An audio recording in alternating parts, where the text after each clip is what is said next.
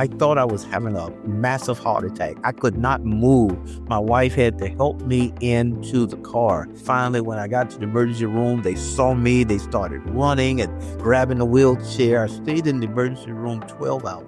They ran EKGs. They asked me questions, and I was in so much pain. Finally, at 4:30, they rolled me to the room. They had rearranged the operating room schedule that day, and I was first on the table. The surgeon came in and said, "Hey, I have to say this to you. 3 things could happen." And I said, "Tell me." He said, "Number 1, you can have a heart attack. Number 2, you can bleed to death." And I said, "What's number 3?" Which I knew what he was going to say.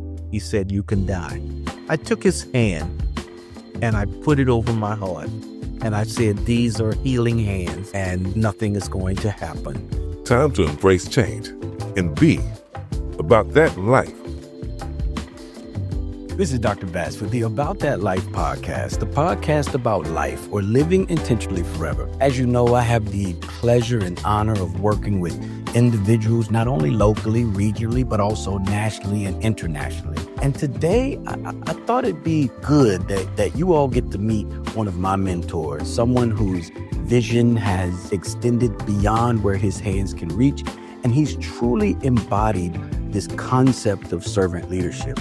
Through his organization, he has reached not only individuals in this country or the Caribbean, but also in multiple countries around the world. And he's going to talk more about that. Now, when we hear that, we say, well, he's moving forward. He's doing this. But what if I told you he was doing all of this despite having a cardiomyopathy or an illness that could limit, that could pull a lot of people out of the game, but he's made it his personal mission to leave that on the back burner and continue to move forward. I want to introduce to some and present to others Dr. Keith Rolle.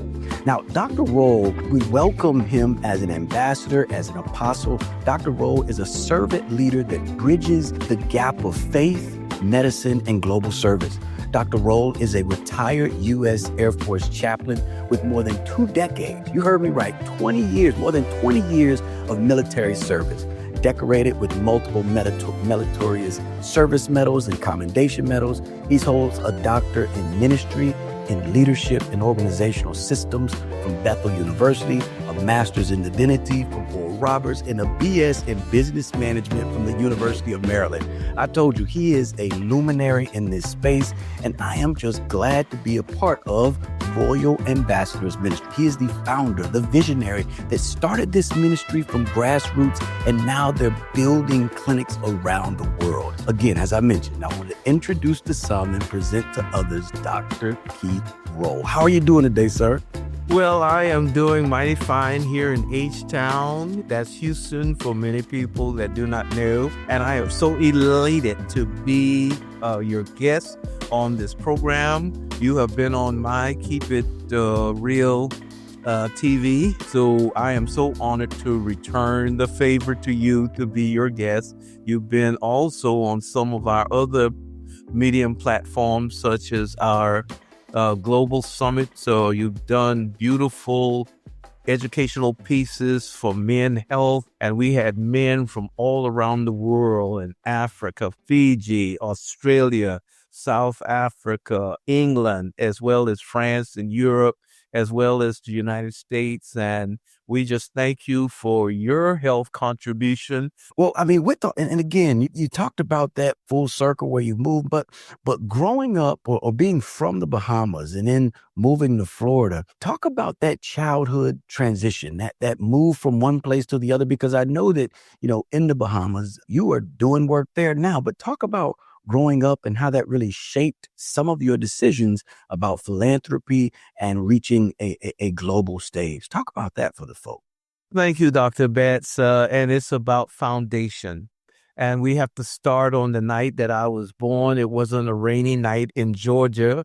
It was a rainy night on the island of Bahamas some 69 years ago on July the 7th. In my grandmother's wooden house, I had a midwife to give me birth, and it's been said that a midwife is, if you're going to have somebody birth you, they have, I think, I forget what they call them now. Something starts with a D. Doula, that may not be the right term. Yes, sir.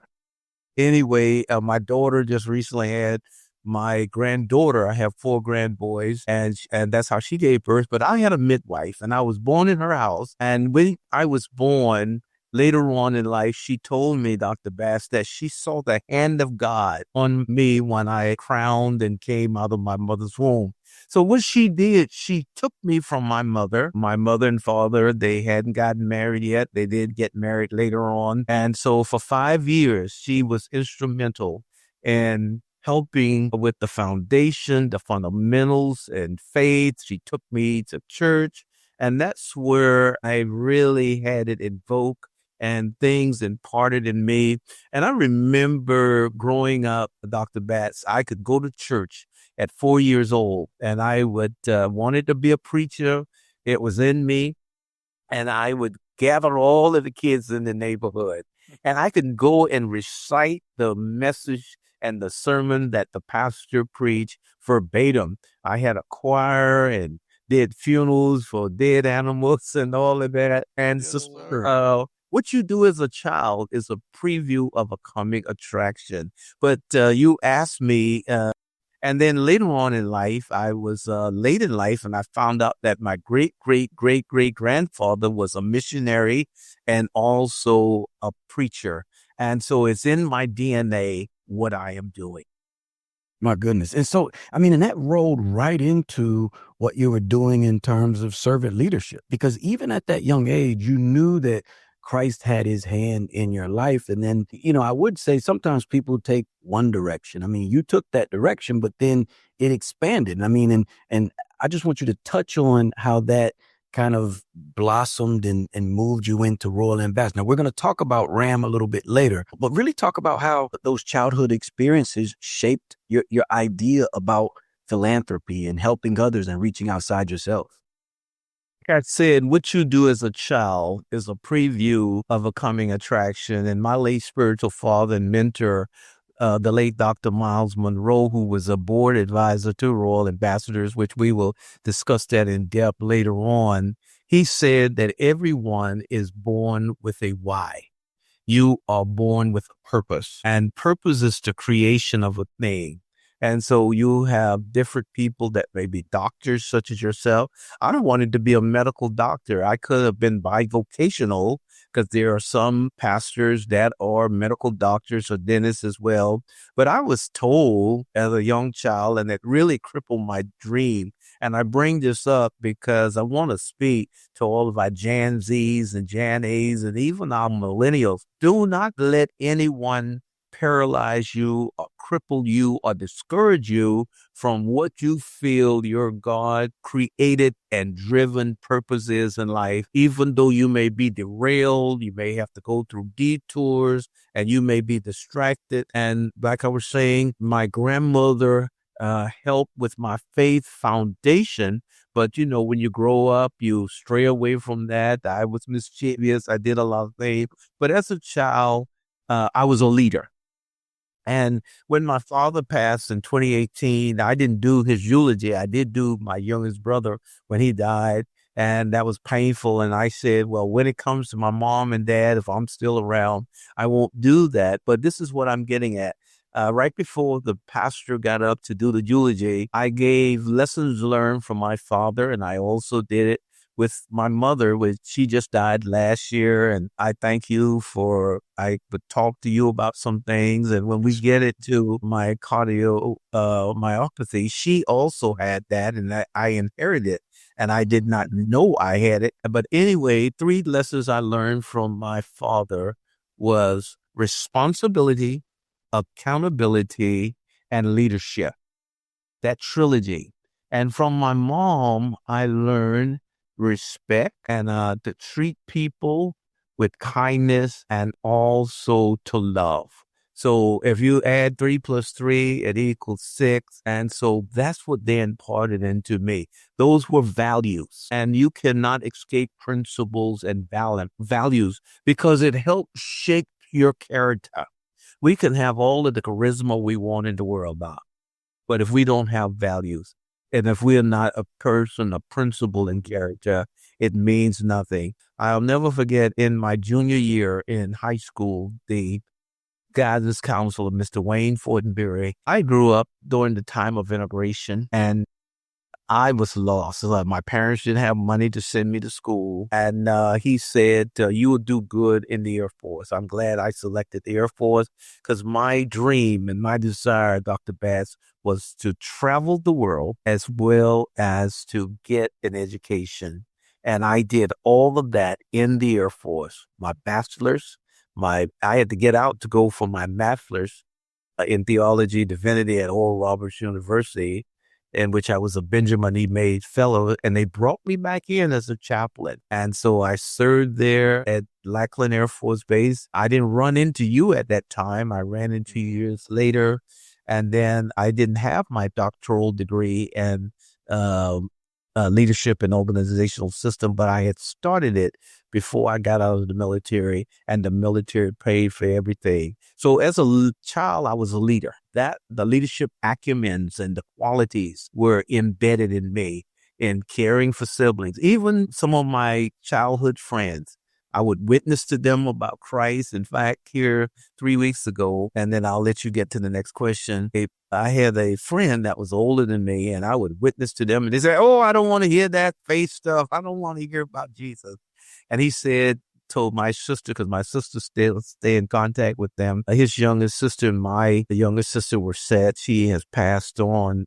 His sister said, "Tell Keith, I am who I am in the faith today, because even though I didn't want to hear about Jesus, I didn't want to hear about faith, he planted that seed." So to everyone, such as yourself, you adopt your faith and you use prayer in your practice. And I would preach and I would pray for people. And I am still doing that today as I approach my 7 decades of the SIP.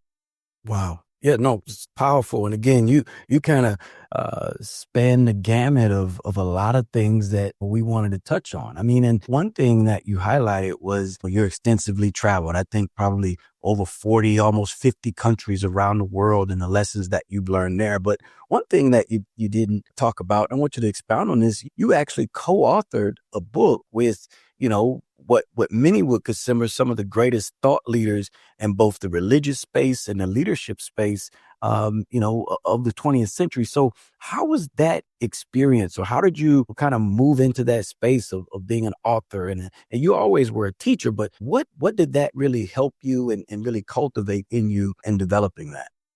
Like I said, my late spiritual father and mentor, Dr. Miles Monroe, he would have leadership summits in Nassau, Bahamas. That's the place where he said God lives, the sun, the sea, and the sand. But I was at a leadership summit, and he introduced me to the renowned Dr. Les Brown. So he introduced me to Les, and Les asked me, "How would you like to write a book? Write a chapter in a book?" And I said I would be honored. And it was with Stephen Covey. And I known that you wanted to talk about that. I could have brought it out. It's no longer in print. The publishing company went out of business. But I do have PDFs. I wrote a chapter on leadership. I think my chapter is number 4. And so, like I said, I can talk about leadership, backstroking. I love to swim. And so they asked me to do that write that piece in the book. And so that's how I got it. I went through several interviews and editing and all of that. And it was published around about I met Les in 2009. And I think the book got published in the late 2010 or 2011. And I bought several copies, but the majority of them, I gave them away to different teachers and other persons that spoke into my life. And let me just go and say one other thing, and that's how it happened. And this was another preview of a coming attraction when I ran into the late Dr. Miles Monroe at Oral Roberts University. In fact, he spoke at my graduation, the commencement, when I graduated in the year 1990 from Oral Roberts University. But this is what he did in 2004. I had asked him to become my spiritual father and mentor. I thought Dr. Bass, I would never hear from him. And I received 4 months later, a letter, and he gave me an assignment to come to the Leadership Summit.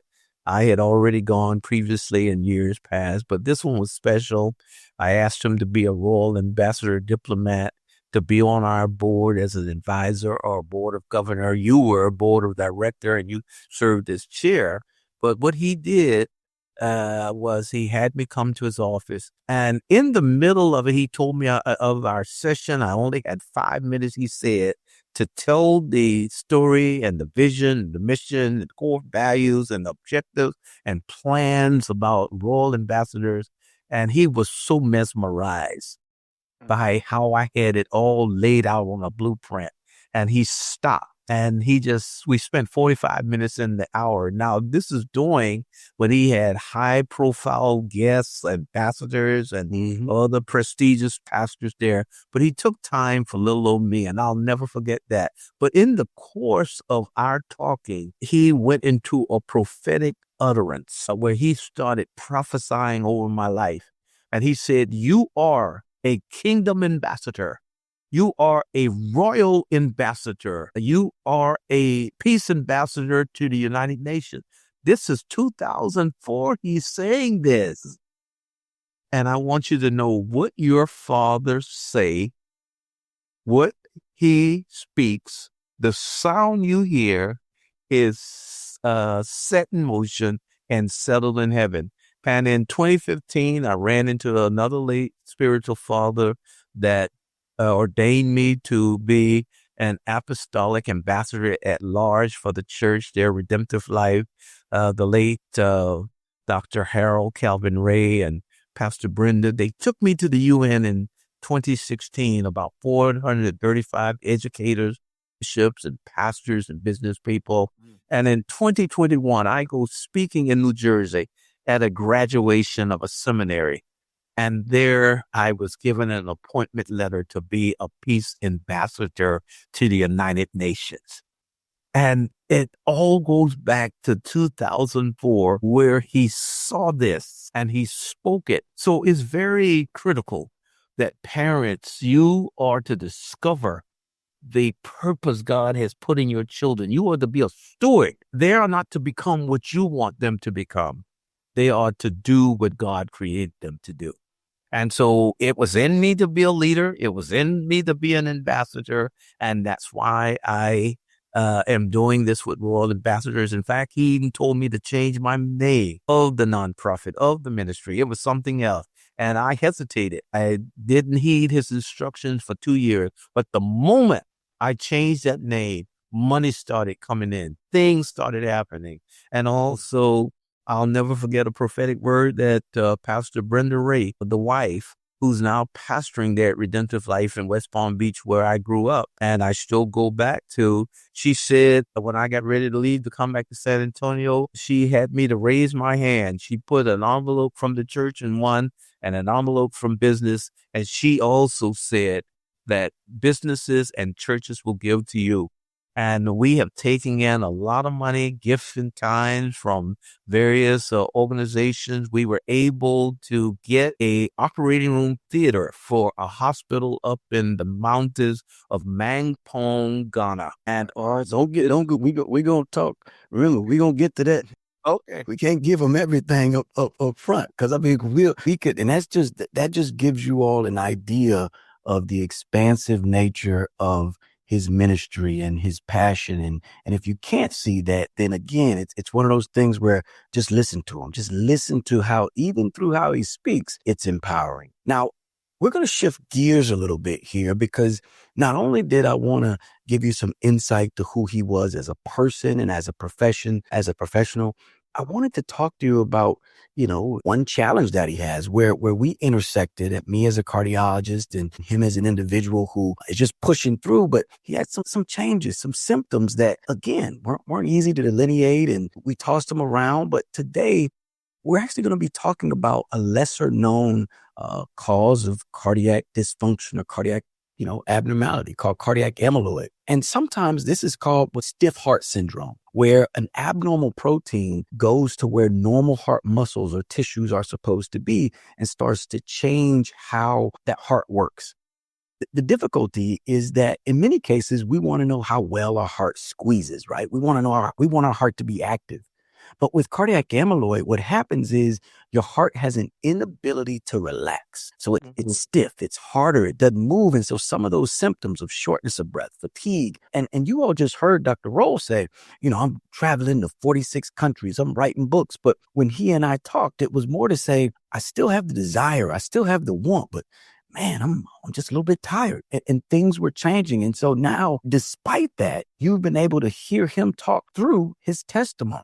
But we're going to put a pin here and let him talk about kind of what it meant, how, when the initial symptoms that he had and some of those conversations. Dr. Rolle, can you, talk about early on when you were, when we were sorting out what was going on and how you were navigating that space despite still keeping this busy schedule?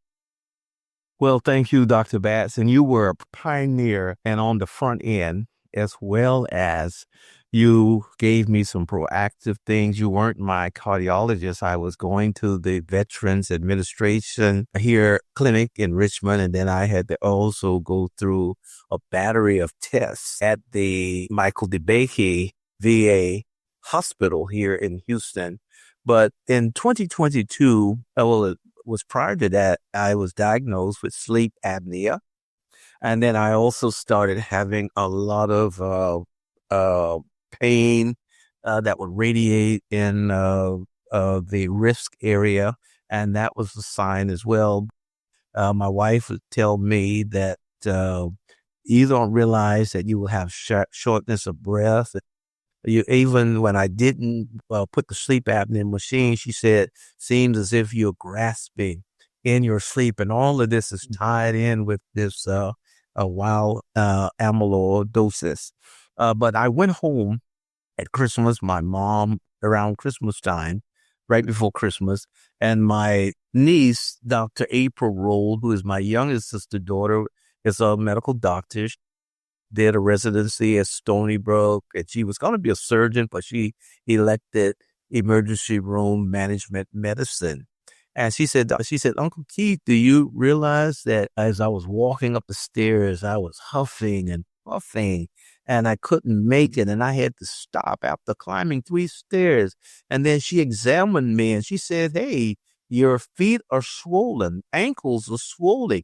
You need to go see a cardiologist. And immediately I called you because I remember when you go through the system, it takes a while before you can be seen. And also I thought it was because I had run out of my prescription medicine. I was taking Losartan as well as Latex to drain fluid from your body, etc. So she had to write a prescription for me to get some because I had run out, and then renew it before I left with the VA. And she said, no, it's something deeper. And she told her mom, which is a worry freak, and she kept staying on me, go to the cardiologist, go to the cardiologist. And just so happened, I had an appointment scheduled 3 weeks from that time that all of this was going on. So immediately I told him what's happening. He examined me. He gave me a consult to go get a stress test. I go to Michael DeBakey.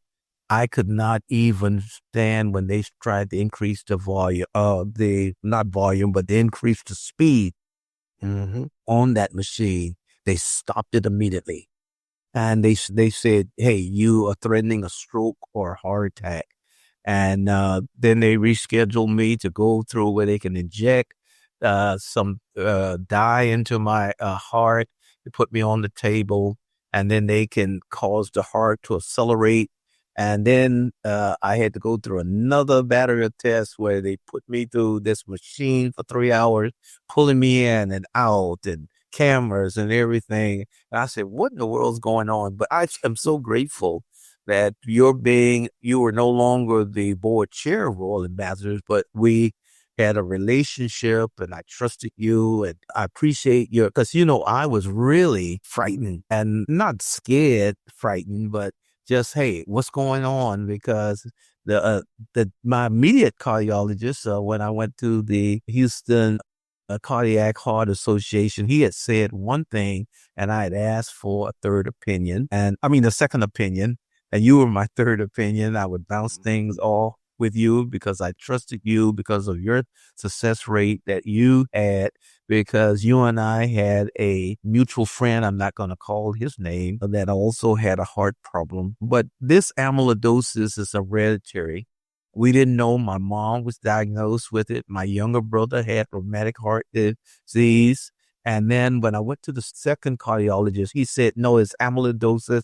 They swabbed my mouth and they did so many other tests and blood tests. And I even would call you and ask you, what does this mean? What is this saying? And all of this. And it was really crazy, but it was also scary. But God gives you destiny helpers and doctors. And I want to say to people, you do not deny what the doctors say you have. That's not faith. And if you want a healing, it's calling those things not as though they are. And I've also, every time I go to the doctor, have to have an echocardiogram. I have to have an EKG. And then eventually they had to put a defibrillator in. In fact, I had to undergo 2 surgeries because there was a malfunction with the first. And I'm going to say this, and I know you got another question. I'll never forget. I had gone to the doctor after I had gotten out of the hospital. It was right at the 2-week mark. And then I came home and I felt this stabbing pain in my heart. And so I'm saying this, doctor, because people, they ignore what's going on in your body. And you cannot ignore what's going on in your body. The surgeon has said, hey, if you have any difficulty, don't hesitate calling my office. I immediately called. What had happened, one of the leads had dislodged and was putting pressure down on my heart. I thought I was having a massive heart attack. I could not move. My wife had to help me into the car. Finally, when I got to the emergency room, they saw me. They started running and grabbing the wheelchair. I stayed in the emergency room 12 hours. They ran EKGs. They asked me questions, and I was in so much pain. Finally, at 4:30, they rolled me to the room. They had rearranged the operating room scheduled that day, and I was first on the table. The surgeon came in and said, hey, I have to say this to you. 3 things could happen. And I said, tell me. He said, number 1, you can have a heart attack. Number 2, you can bleed to death. And I said, what's number 3, which I knew what he was going to say. He said, you can die. I took his hand and I put it over my heart. And I said, these are healing hands and nothing is going to happen. 2 hours later, I woke up in the recovery room. But as I'm being wheeled in the operating room, they had already put the cocktail in me and the juice, and I'm in La La Land, Dr. Vats. And what happened? A young man by the name of Jesus, he was Hispanic. And in Spanish, Jesus means Jesus. And he said, don't worry, we're going to take good care of you. And when Jesus said this to me, I felt, number 1, the peace, felt the presence and the power of God. I'm in that operating room. So I did not have any fear, knowing that I was in good hands with the medical professional and I was in good hand with Jesus. My goodness. If that's not a testimony, I have not heard one. I mean, it is, and you beautifully articulated kind of where you were going, and where you ultimately hope to be, because the symptoms that you described early on, the swelling in your feet, the shortness of breath, the exercise intolerance, if you put all that together, that is heart failure, meaning your heart couldn't perform to the way that you needed it. Now, in our country, the most common cause of heart failure is high blood pressure or coronary disease, heart artery blockages.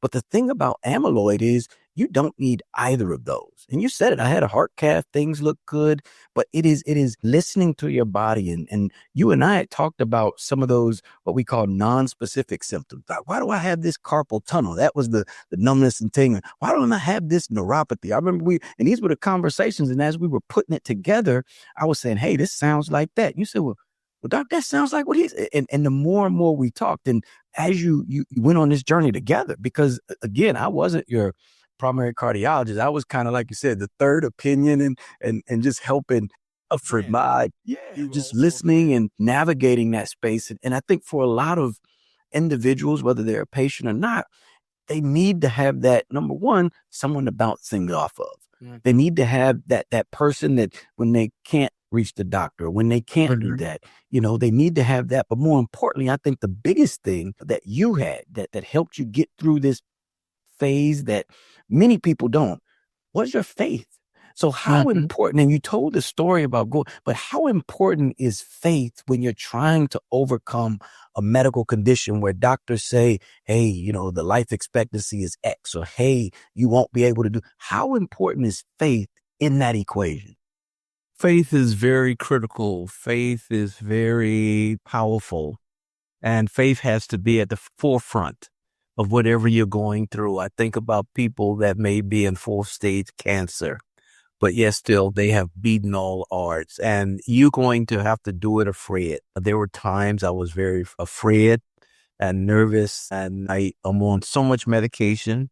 And each time I go into the doctor, they said, hey, things are improving. And I said, well, my primary care says maybe you can talk to your cardiologist about taking you off this medicine. Having faith does not mean you do not undergo the regimen that the doctor has prescribed for you. People will say, oh, I have faith, so I'm not taking the medicine. And they are in the grave pushing up lilies right now. But faith is meaning that, hey, God, you got this. And I am going to be disciplined, and I am going to be obedient to follow the prognosis and the diagnosis of my doctor, because God has given you wisdom, and it takes wisdom also. But yet still I have faith to believe that I will come off some of the medication. I do take a nap every day when I can. I don't try to do too much strenuous things. I travel, but I use wisdom. Faith is also using wisdom. You cannot just keep going like nothing is wrong. So faith encompasses all of that, Dr. Batts. But faith is the evidence of the substance of things hoped for. I hope to be healed.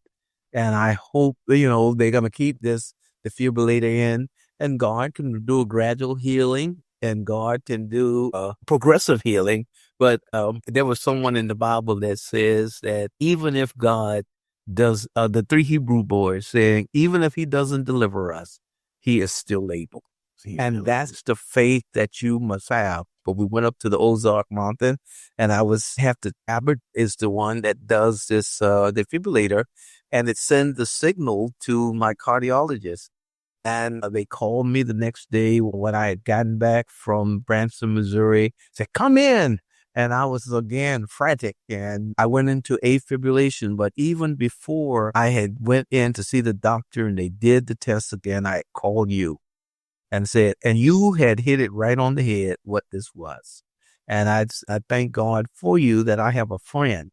Not only are you a colleague working with Royal Ambassadors, but you're a friend that I can. And then what you have done, you have soothed my faith, and you have soothed my calm, and you have caused me to just inhale and to exhale.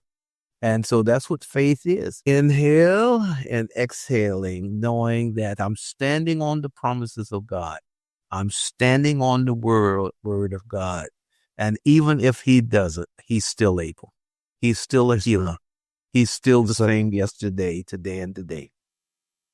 Yes, sir. And I think, I love the fact how you're able to reach beyond yourself, right? I mean, and I think that's the beauty of having a friendship with you is you're expert in this, and I toss stuff to you and you toss stuff to me. And I think together we balance, right? We provide each other with that assurance. But I know there are many people that don't have that friend, that unfortunately even don't have a relationship, with Christ, and that don't have doctors they can talk to. And we call that healthcare disparities. Now, I know that Royal Ambassadors at its inception was to really reach beyond the walls and allow ministry to extend beyond the church. And I love where we go and what we do. But one of the things that I really love about Royal Ambassadors is is how we try to dispel some of the disparities that exist, whether it's a country that only has one dental office or a place that doesn't have equipment to do surgery. Can you talk about how, your experience with the healthcare system and you talked about the DeBakey Institute, world class. And I think a lot of that is having that connection, but that most of the world, most of America doesn't have the access to call or to engage. And really Royal Ambassador serves as a springboard to allay some of the disparities that exist. Can you talk about first the challenge of health disparities on an international scale, either from personal experience of what you've seen, and then how Royal Ambassadors is trying to take steps? So first, healthcare disparities internationally, and then the role of Royal Ambassadors in that space. Yes, I'll answer that, but let me just go. Coke has a saying that things go better with Coke, and things go better when you have any health challenges, you have health diagnoses and prognoses. You need collaboration. You need a friend. You need someone to listen to. And like I said, there are a lot of anxiety, and I thank you for being a friend. And I think it's the Golden Girls that they have this song, "Thanks for Being a Friend," Dr. Ben. And so I just wanted to thank you because you have been such an instrumental person to me and my wife. And I can do what I do with wisdom because you got someone that's holding you accountable. Hey, Dr. K, slow down and don't overdo it. And so you need that wisdom. A Royal Ambassador's vision statement is to be one of the most influential organizations providing sustainable community development programs that eliminate poverty worldwide. There are some people that are in health poverty. We do not know in the United States how good we have it. We have done about 27 either medical clinics, medical brigades, dental clinics. Like I said, I had a partner with me, a big medical institution. I'm not going to call their name on the air, but they donated quite a bit of equipment and medicine and wheelchairs and walkers. Because when we have gone to some of these nations, what we take for granted, they cannot afford health care.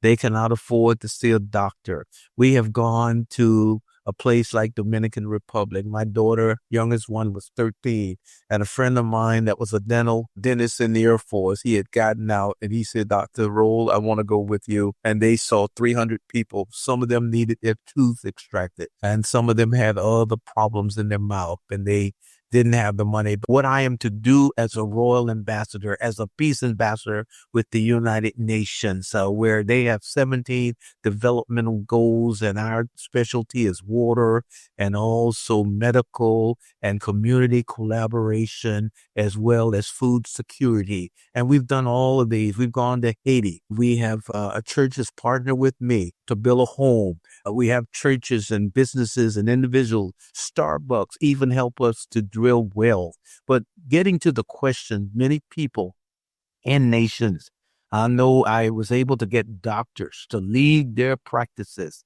leave their clinics, and nurses and other medical professionals to go to treat the people. We've gone to Mexico. We saw over 4,000 patients one day, and it's a take a collaboration. And I work with a church in San Antonio, a large church, and they've asked me, "Will you partner with us?" We've gone to Belize, help us get the medicine. We've gone to Jamaica to do this. We've gone to South Africa. The list goes on and on. I'll never forget the people lined up when we go to these nations. We may start at 9. They're in the line at 5 a.m. in the morning. One beautiful medical clinic was when we went to Jamaica with Bishop Jackie McCullough. The businesses and the government, they collaborated with us. And it takes government and it takes the medical and business. And the businesses fed all of the people lunch and dinner. I mean, lunch and breakfast. Because the people are hungry, some were diabetic and everything. So it gives you great satisfaction. And we're looking for you to go, Dr. Bonner to go with us on medical clinic. You all are retired now. And Our mission statement is empowering global leaders to transform communities and nations. We're getting ready to leave to go to Kenya in a few days, where we'll do a medical mission. I'm married to a nurse, and it was said to me, you're a king and God's going to give you a queen, someone that has that passion to do the medical, to do the leadership development, to do the conferences, to take care of widows. This is the thing. True religion is this: to care for widows, to care for orphans, and to care for the poor. Goodness, my goodness. And the fact that you've been able to multiply your work, right? And I know your wife has an organization that really, kind of runs hand in hand with what you do. Now, yeah.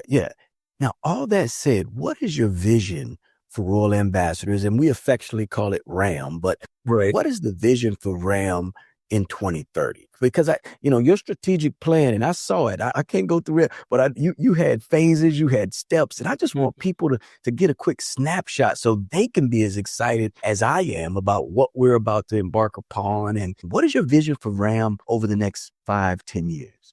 Okay, well, I am approaching 70. Success without a successor is not success. And I have taken some other young people and other persons that have nonprofits. I have mentored them and they have come alongside of me so that I could pass the mantle, the torch, and the baton on to them. So RAM is reproducing itself in other organizations and other people. So we're going to scale down. We're not traveling as much. We done a lot of educational excellence. I feel leadership development is very key. And I talked very succinctly about the United Nations. I'm a peace ambassador there. I've spoken on the floor. I've done a side event where we've been on a panel and we talked about water. And so what we want to do is to now maybe shift and get involved with some bigger organizations like the United Nations to help it fulfill its 2030 goal. And there's 17 sustainable developmental goals. And if we can also train others in this area of fulfilling their vision and their mission, I feel that's our success. And right now I'm going to the Bahamas in November, and they have a need for some medical equipment. My mother's only brother, my grandmother and grandfather had 10 children. My mom was the 9th. She died last year. They had to evac him because they didn't have the proper medical stuff. And when he got to Nassau, he had a heart attack. And so here again, this amyloidosis, we are having him test for that because they were amazed. The doctor saying, hey, we should have caught this in you when you were much younger, but I'm glad they found it now. And so they need some medical equipment. So we have a project with them, also a St. Mary's Hospital in Uganda, where we are trying to get them as an organization here that's going to fill a trailer full of medical equipment, hospital beds, dental chairs, and tables, and all of that. And it's a $50,000 project. So the listening orders out there, they can go to our website, www.royalambassador.org, because there are different 6 places you can give, but you can give generally, or you can go to Zelle 3413002, and you can make a donation, just say Medical Hospital Project or our Cash App. So our vision is to now continue helping disenfranchised organizations in the area of medical, educational excellence, as well as leadership development. That's my forte. You don't need, Martin Luther King said this as I end this, unless you have another question. You don't have to have a degree. You don't have to make your subject verbs degree. All it takes is a heart of love and care to help others. And you can give. And people don't know how much you care. Don't care how much you know until they know that you care. Royal Ambassadors, we care. And I'm so glad it's in my DNA. My great-great-grandfather, Charles Robins, I love you. I didn't know you. I saw his picture and I felt this picture was speaking to me. And he's saying, hey, and you know, Oral Roberts, I graduated from there. And he said this, and I've caught this, and it's implanted and impregnated in me. Go to the nations where my voice is heard small and take my healing power to the nations. And you know, when you die, on your tombstone, there is your sunrise and your sunset. But there's this little symbol, Dr. Bass, in the middle. That's your dash. And in that dash contained all of your contributions you have made. And see, love is not love until you give it away. And that's what Dr. K wants to be known for, that he gave and he helped somebody. Because when you help somebody, that same touch will come back to you. And I love the fact that you talked about relationship, talked about partnership, but it all came back to leadership through love, right? And for you, what that means is leadership is service, and service for you is love in action. Everything we talked about wasn't me. It was how do I? How can I? Would you be willing, right? It is reaching beyond who you are, because the one thing that I've always kind of learned here over the past several years of working with RAM is that if you can accomplish your vision by yourself, then you're dreaming too small. Right. And I think that's what you've shown me. You've shown me we're doing international. If you look at the team we have, and this is where I want to reach out to other folks. If you all want to be involved with an organization that is truly, when I say hands-on, we are lifting hospital beds. We are loading this. We are truly hands-on. And with these strategic partnerships that Dr. Rolle has enabled, it allows you to have an entry point to participate and really to see leadership, love in action. Now, we have to close out here, but this has been nothing more than an honor and a pleasure to speak with you in this capacity, Dr. Rolle. And I've truly enjoyed, being menteed in some capacities, being the mentor, but most importantly, your friendship and your leadership. Now, as we close out this episode of the About That Life podcast, we understand that, how you move in the space of leadership and service is totally up to you. But we know that if you do it with a pathway of love, a pathway of hope, and a pathway of focus, you can do that in such a way that enables others to truly engage. We talked about a tough cardiac condition called amyloid. And in that space, what amyloid does is it creates a stiff problem with your heart. Through stiffening of the heart, it creates heart failure, but you don't have to stop at what your diagnosis is. You're only limited by what you can see. So we close out this episode with saying, continue to work diligently to build opportunities for service, leadership, and most importantly, community, as you look to live intentionally forever. We truly hope you enjoyed today's episode of the About That Life podcast. If you did, leave a comment, give it a like, subscribe, and share it with a friend. And certainly join us for our next episode of the About That Life podcast.